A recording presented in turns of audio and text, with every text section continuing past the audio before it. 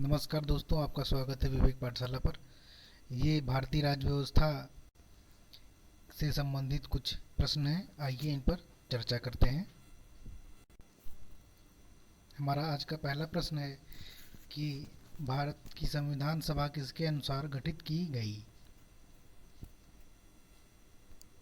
तो इस प्रश्न के लिए हमारा सही विकल्प है विकल्प डी, यानी कि कैबिनेट मिशन योजना के अनुसार।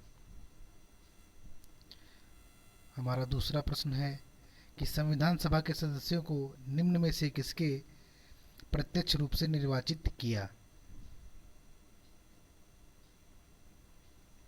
तो इस क्वेश्चन के लिए हमारा सही विकल्प हो जाएगा विकल्प ए, प्रांतों की विधानसभा।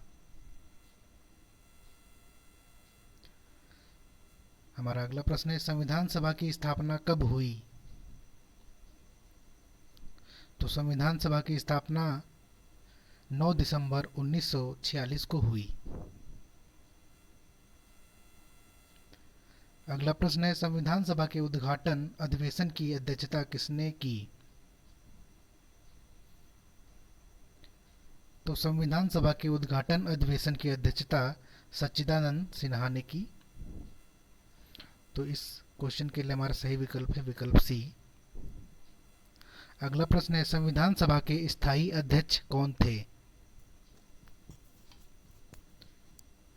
तो संविधान सभा के स्थायी अध्यक्ष थे डॉक्टर राजेंद्र प्रसाद, यानी विकल्प सी सही है।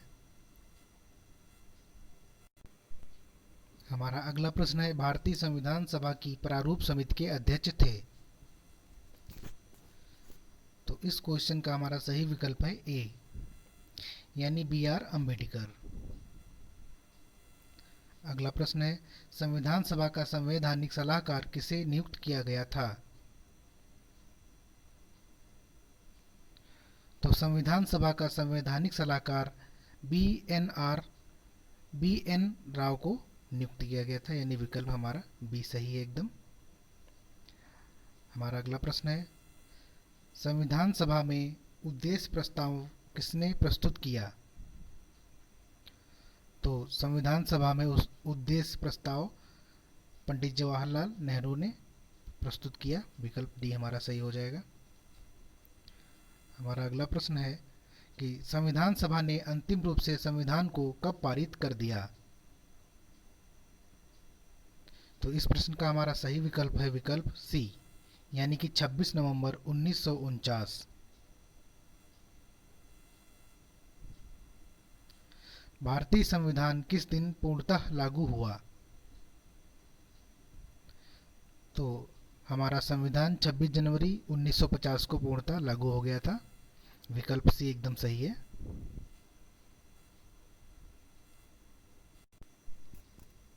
हमारा अगला प्रश्न है भारत गणतंत्र कब बना। तो इस प्रश्न का सही विकल्प हो जाएगा विकल्प डी, यानी 26 जनवरी सन 1950 को। अगला प्रश्न है भारत एक गणतंत्र है, इसका अर्थ है। तो इस प्रश्न का सही विकल्प हो जाएगा विकल्प सी, यानी कि भारत में वंशानुगत शासन नहीं है। अगला प्रश्न है संविधान सभा द्वारा अंतिम रूप से पारित संविधान में कुल कितने अनुच्छेद और अनुसूचियां थीं। तो इस प्रश्न का हमारा सही विकल्प है विकल्प ए, 395 अनुच्छेद व 8 अनुसूचियां थीं। हमारा अगला प्रश्न है भारतीय संविधान के किस भाग को उसकी आत्मा की संज्ञा दी गई है। तो इस प्रश्न का हमारा सही विकल्प हो जाएगा विकल्प सी, यानी संवैधानिक उपचारों का अधिकार।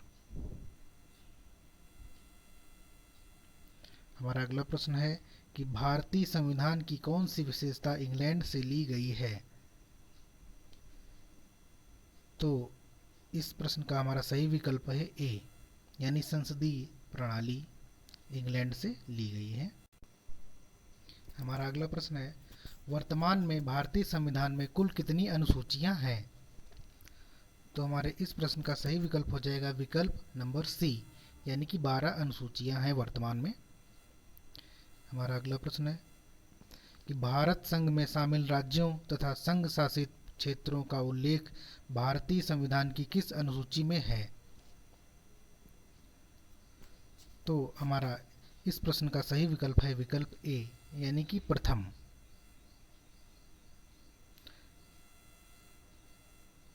हमारा अगला प्रश्न है कि भारतीय संविधान की तीसरी अनुसूची का संबंध है।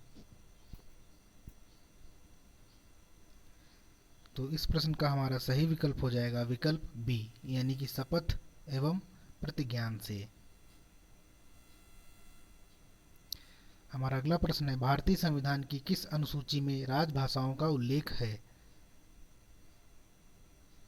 तो हमारे इस प्रश्न का सही विकल्प हो जाएगा विकल्प बी, यानी कि 8वीं अनुसूची में। हमारा अगला प्रश्न है दल बदल से संबंधित प्रावधान किस अनुसूची में रखे गए हैं? तो हमारे इस प्रश्न का सही विकल्प हो जाएगा विकल्प डी, यानी कि 10वीं अनुसूची में।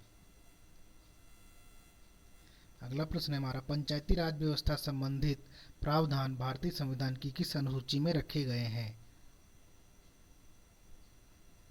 तो इस प्रश्न का हमारा सही विकल्प हो जाएगा विकल्प डी, यानी कि 11वीं। हमारा अगला प्रश्न है भारतीय संविधान के किस अनुच्छेद में यह अंकित है कि भारत अर्थात इंडिया राज्यों का एक संघ होगा? तो इस प्रश्न का हमारा सही विकल्प हो जाएगा विकल्प ए, यानी कि अनुच्छेद 1। हमारा अगला प्रश्न है भारतीय संविधान के किस अनुच्छेद में अंतर्राष्ट्रीय शांति की बात कही गई है? तो इस प्रश्न का हमारा सही विकल्प है विकल्प डी, यानी कि अनुच्छेद 51। हमारा अगला प्रश्न है कि संविधान के किस अनुच्छेद के अंतर्गत राष्ट्रपति अध्यादेश जारी करता है? तो इस प्रश्न का हमारा सही विकल्प है विकल्प सी, यानी कि अनुच्छेद 123। हमारा अगला प्रश्न है कि संविधान के किस अनुच्छेद के द्वारा संघ एवं राज्यों के लिए लोक सेवा आयोग का प्रावधान किया गया है? तो हमारे इस प्रश्न का सही विकल्प हो जाएगा विकल्प डी, यानी कि 315। हमारा अगला प्रश्न है कि भारतीय संघ में किस राज्य को सम्मिलित करने का अधिकार किसे है? तो भारतीय संघ में किसी राज्य को सम्मिलित करने का अधिकार संसद के पास है, विकल्प बी एकदम सही है। हमारा अगला प्रश्न है कि वर्ष 1953 में गठित राज्य पुनर्गठन आयोग के अध्यक्ष कौन थे?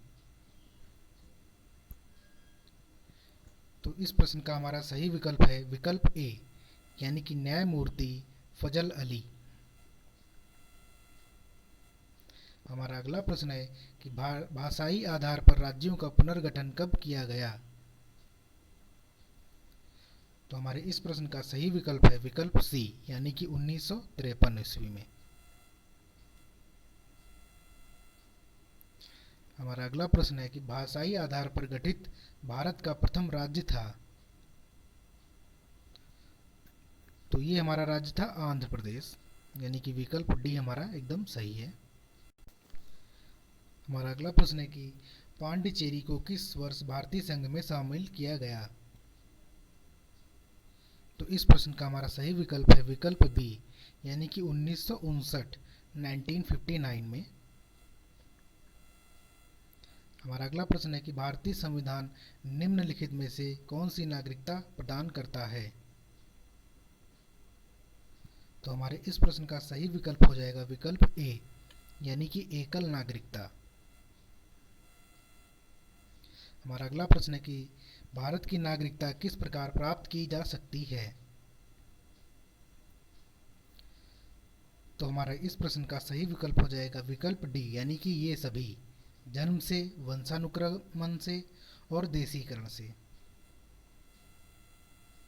हमारा अगला प्रश्न है कि भारतीय नागरिकता का अंत किस प्रकार किया जा सकता है? तो इस प्रश्न का हमारा सही विकल्प है विकल्प डी, यानी कि उपरोक्त सभी प्रकार से। कि नागरिकता का परित्याग करने से, सरकार द्वारा नागरिकता छीनने से, अन्य देश की नागरिकता ग्रहण करने से। हमारा अगला प्रश्न है, निम्नलिखित में से कौन सी शर्त भारत की नागरिकता प्रदान करने के लिए नहीं है? इस प्रश्न का हमारा सही विकल्प हो जाएगा विकल्प डी, यानी संपत्ति स्वामित्व। हमारा अगला प्रश्न है कि भारतीय संविधान में नागरिकों के मूल अधिकारों का वर्णन है। तो हमारे इस प्रश्न का सही विकल्प हो जाएगा विकल्प ए, यानी कि अनुच्छेद 12 से 35 तक। हमारा अगला प्रश्न है कि वर्तमान में भारतीय नागरिकों को कितने मूल अधिकार प्राप्त हैं? तो हमारे इस प्रश्न का सही विकल्प हो जाएगा विकल्प बी, यानी कि 6। हमारा अगला प्रश्न है कि मूल अधिकारों को परिवर्तित करने का शक्ति किसे प्राप्त है? तो इस प्रश्न का हमारा सही विकल्प है विकल्प सी, यानी कि उच्च एवं उच्चतम न्यायालय को। हमारा अगला प्रश्न है कि प्रेस की स्वतंत्रता का अधिकार निहित है। तो इस प्रश्न का हमारा सही विकल्प हो जाएगा विकल्प ए, यानी कि अनुच्छेद 19A में। हमारा अगला प्रश्न है कि संपत्ति के अधिकार को किस संविधान संशोधन के द्वारा मूल अधिकार से हटा दिया गया है? तो हमारे इस प्रश्न का सही विकल्प है विकल्प सी, यानी कि 44वें। हमारा अगला प्रश्न है कि वर्तमान में संपत्ति का अधिकार है एक प्रकार का। तो इस प्रश्न का हमारा सही विकल्प है विकल्प सी, यानी कि विधिक अधिकार है। हमारा अगला प्रश्न है कि किस अनुच्छेद के द्वारा 6 से 14 वर्ष तक के बच्चों के लिए शिक्षा का अधिकार मूल अधिकार माना गया है? तो हमारे इस प्रश्न का सही विकल्प है विकल्प डी, यानी कि अनुच्छेद 21A। हमारा अगला प्रश्न है कि व्यक्तिगत स्वतंत्रता के लिए निम्नलिखित में से कौन सी रिट याचिका दायर की जा सकती है? तो हमारे इस प्रश्न का सही विकल्प है विकल्प बी, यानी कि हेबियस कार्पस, यानी बंदी प्रत्यक्षीकरण। हमारा अगला प्रश्न है कि मत देने का अधिकार होता है। तो हमारे इस प्रश्न का सही विकल्प है विकल्प ए, यानी कि राजनीतिक अधिकार। हमारा अगला प्रश्न है कि भारतीय संविधान के किस अनुच्छेद में राज्य के नीति निर्देशक तत्वों का उल्लेख है?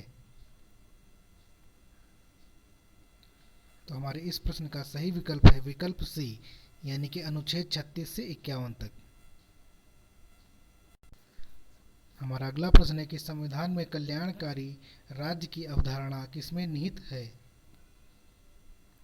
तो हमारे इस प्रश्न का सही विकल्प है विकल्प सी, यानी नीति निर्देशक तत्वों में। हमारा अगला प्रश्न है कि नीति निर्देशक सिद्धांत हैं। तो हमारे इस प्रश्न का सही विकल्प है विकल्प बी, यानी कि वाद योग्य नहीं। हमारा अगला प्रश्न है कि भारतीय नागरिकों के लिए एक समान सिविल संहिता का उल्लेख किस अनुच्छेद में है? तो हमारे इस प्रश्न का सही विकल्प है विकल्प डी, यानी कि अनुच्छेद 44 में। हमारा अगला प्रश्न है भारत में के किस राज्य में समान नागरिक संहिता लागू है? तो इस प्रश्न का सही विकल्प है विकल्प सी, यानी कि गोवा में। हमारा अगला प्रश्न है कि राज्य के नीति निर्देशक सिद्धांतों के अनुसार किस आयु तक के बच्चों को निःशुल्क एवं अनिवार्य शिक्षा देने की आशा की जाती है? तो हमारे इस प्रश्न का सही विकल्प है विकल्प ए, यानी कि 14 वर्ष तक। हमारा अगला प्रश्न है कि भारतीय संविधान में मूल कर्तव्यों का वर्णन किस अनुच्छेद में है? तो हमारे इस प्रश्न का सही विकल्प है विकल्प बी, यानी कि अनुच्छेद 51 का में। तो दोस्तों, ये था हमारा आज का वीडियो। कैसा लगा हमें कमेंट करके ज़रूर बताएं। धन्यवाद।